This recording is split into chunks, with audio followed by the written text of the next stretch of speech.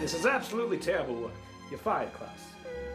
Oh, hello there. I'm Seth Rogen, and you found me at my animation imaginatorium, where I'm hard at work on a new picture called Sausage Party. But don't take it from me. Take it from the star of our picture. Say hello, Frank. Hello, Frank.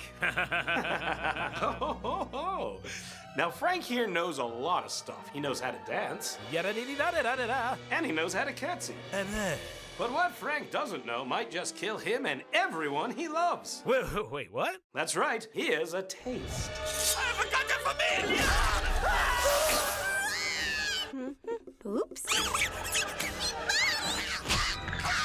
You monsters! Those were baby carrots! They had their whole lives ahead of them! Don't be so dramatic, Frank. It's a comedy. Now, you can check out Sausage Party yourself in theaters everywhere August 12th. We're talking about the art of the pitch. The art of the pitch. Pitching ideas. You guys went from high school kids in Vancouver to sitting on the Sony Picture Studio. Gods. To gods. Movie gods. Movie lords. How do we do that? Start early, because then you'll fail early and get used to it. I would say when pitching something, Yeah. the idea just has to sound good. Okay. It doesn't even have to be good. There's also good little tricks though. Like if he says something, I could be like, "Oh yes, that is a great idea." And if you get excited, they get excited. Bring a friend in to cheerlead, to root you on. I'll be pitching it, and he'll say, "That's a great idea," and they think it's a great idea.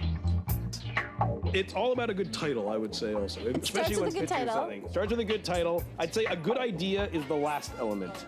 I know I could sell an idea called Sausage Party. And you have no idea Because what- I have no idea what it's about. I think it's a funny name for a movie. I think if you put American Pie Presents over it, it will be the biggest movie ever made. Here's the key to a pitch. This is actual key. Keep it short.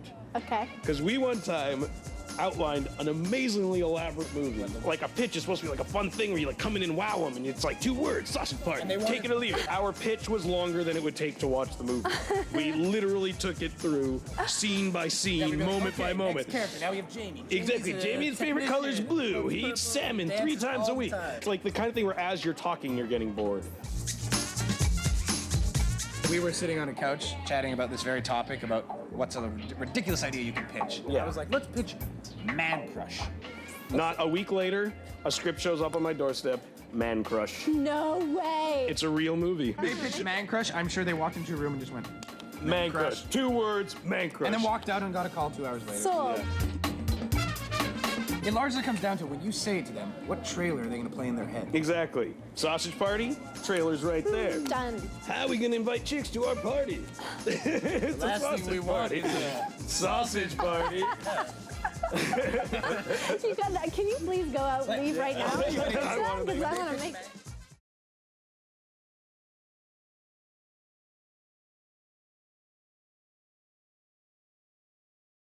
Now, we all agree what happens at the great beyond is great.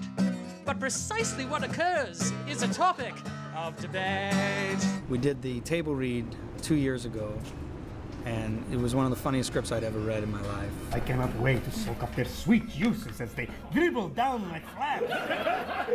We're finally here today, and we recorded it. That's it. Take it slow. Oh, fuck! Uno, dos, tres, cuatro.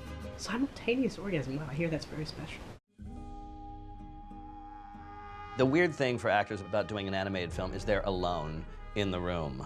So I'm in the package with other You're in the package with all the other girls. And this one, it was great because Seth, Evan, Kyle, Ariel, Greg, and myself were all in the room with them. Just the tips! Oh my gosh, what was I thinking? No! No, it's okay. Listen. Everyone was surprising in the vocal booth. I was surprised any of them were there. Salma Hayek, probably Salma more Hayek's than the anyone, craziest. is the one who I'm shocked is in the movie. No one more than her is probably shocked that she's in the movie. The one he's been searching for. She's here.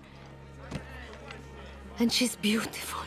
You gotta go in, this is your picture of your character. Let me pitch you a storyboard of the scene that you're going to be doing today. So this is like what, oh my what God. Douche is looking like. Great. Which is a classic Disney villain. It really is. They don't have any visuals, so you really have to set the scene for them. They just got picked and put in the shopping cart, yeah. And they're all just like, holy shit. And I like grab you, and it's like you notice that I've grabbed you. Ah, let go of me, you beefy tube of shit! Let me die already! Let me fuck off and die already!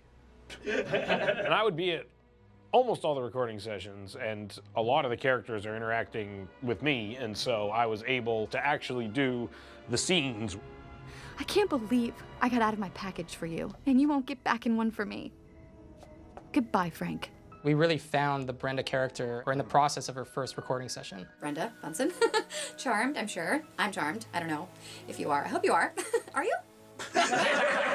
As she started like improvising some of the lines and riffing a bit, we left that day and rewrote the character based on what she had done, and it took a whole new shape. It was awesome. Why are we even listening to this asshole? Everyone knows Honey Mustard's a weirdo. I mean, what is he? Is he honey? Is he mustard? What's going on? What the fuck?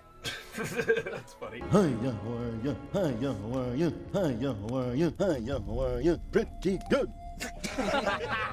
Bill is like the grand master wizard of doing this stuff. He was so amazing. We tried to break it down. It's like part First Nations, part Johnny Carson. And it has kind of like a teenage girl vibe to it. Yeah. I mean, hello, there's a little bit of that every now and then. Anybody want to hit before we do this? Anybody? Twin? Tequila, El Guaco, and Firewater. Yeah, that's all Bill Hader. You would never know it was the same guy. I mean, someone's got to be writing this shit down. I mean, come on. Yeah, I'm too busy to do this. Someone to write this shit down. I can't write this shit down. I can't be doing all these fucking things at once. Kiss the hand that so readily caresses their faces. Look at the face. Lord, what's that, the Chronic? I knew exactly as soon as I read it. Did I struggle with it? Maybe. Mr. Grits. Yeah, Mr. Grits. Yeah, whatever. Good Lord, what are they talking about? That don't make no sense. Still kind of fucked up. Do it for me. I wait, no. I know that I was actually acting with Seth, and this is good. This is good for my internal resume, even though nobody will ever actually see it. The Bun are basically like running to catch up with you guys. Fuck!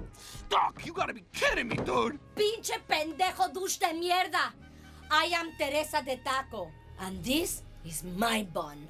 The very first time I walked into the booth, it just immediately was just like, I don't really have to direct anybody here. It's stand-up comedy, a lot of it. Viva Taco Villa!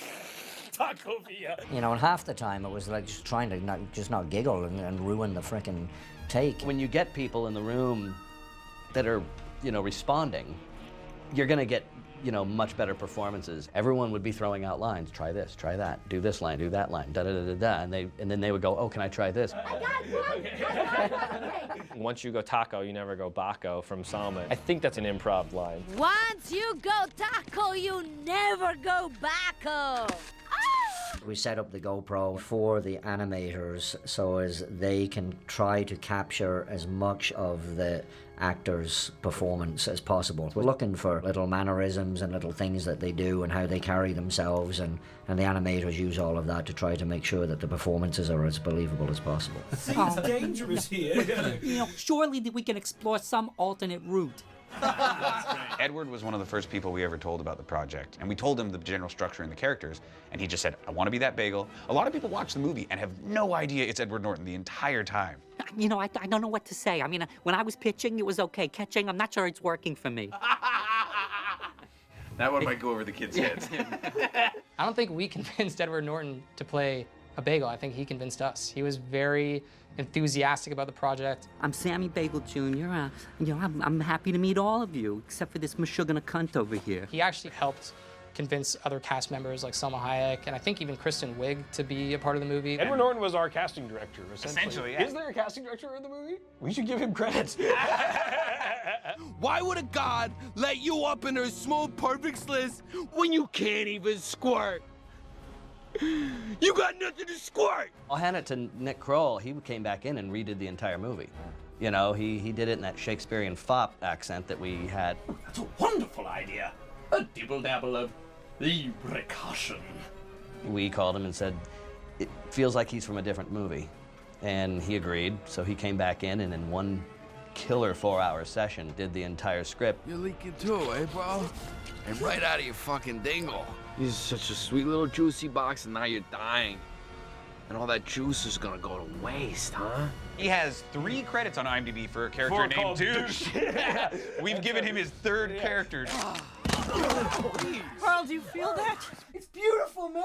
It's just beautiful. I just want to be like, yes!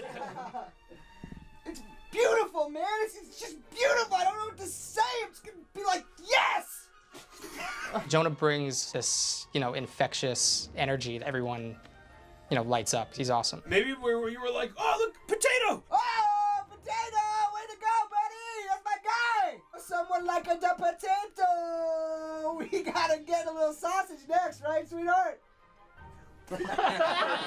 Carl! Carl!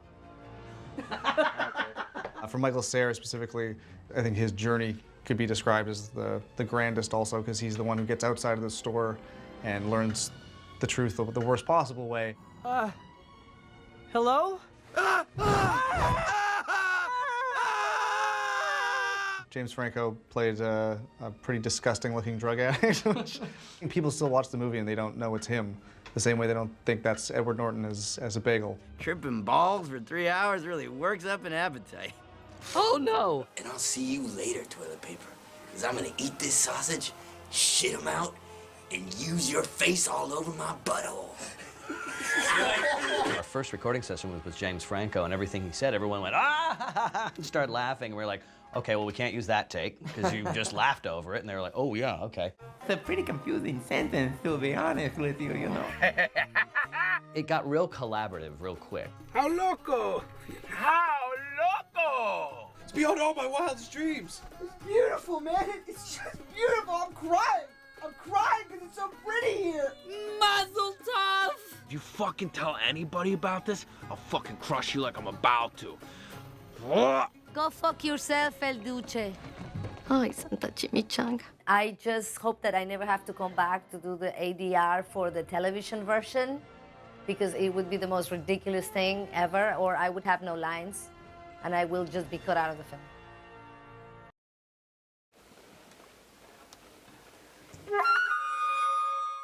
The music plays it straight in this movie. And the more we played it straight, the funnier it was. Exactly. Absolutely. We're the bed on which all the comedy just sort of bounces. I was at the scoring session at Abbey Road just a few weeks ago, and it was absolutely amazing. The song is kind of like the prayer that outlines their belief system.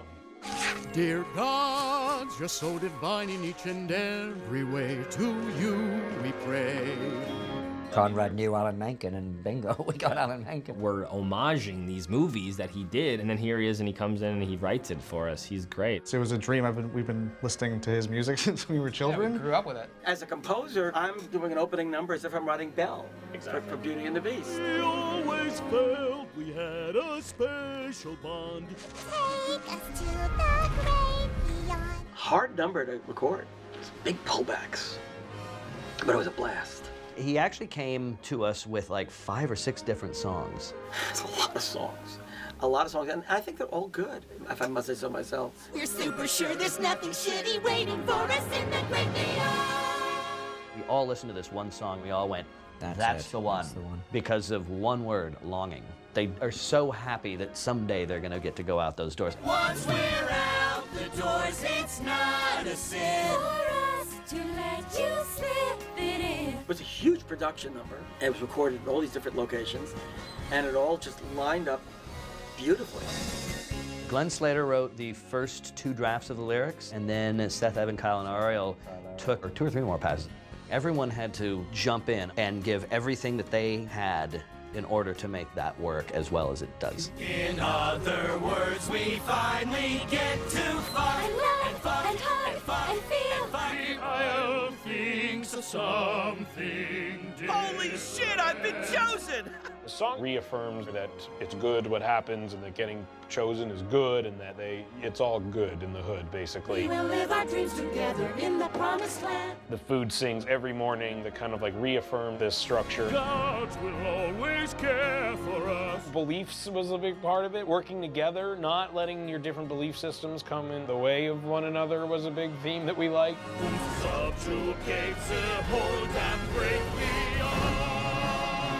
And then Frank learned that Firewater actually wrote the song because everyone was so bummed out about the truth because they didn't think there was anything they could do about it. The song had a great hook, and it caught on. I mean, the Isles started changing my verses to support their own views, remixing my shit without my grimish. You know what I'm saying? The interesting narrative choice was the fact that the food singing the song ends up becoming a plot point that we bring back at the end. Don't you dare fucking do it, Corn. Come on, Larry, you can do it! Do it! It means something at the beginning to our audience, and it means something at the end to our audience that's different and sort of speaks to the arc of the movie. It's gone through multiple arrangements and multiple lyric changes, but the melody has always been the same. We cannot overstate how confident we are that our beliefs are accurate and nothing awful happens to us in the great beyond. Kiss my brownish yellow ass! I'm going to the great beyond, motherfuckers! It's been playing in my head for 3 years on a loop. Very catchy song. Anyway, at least it's still distracting them from the truth.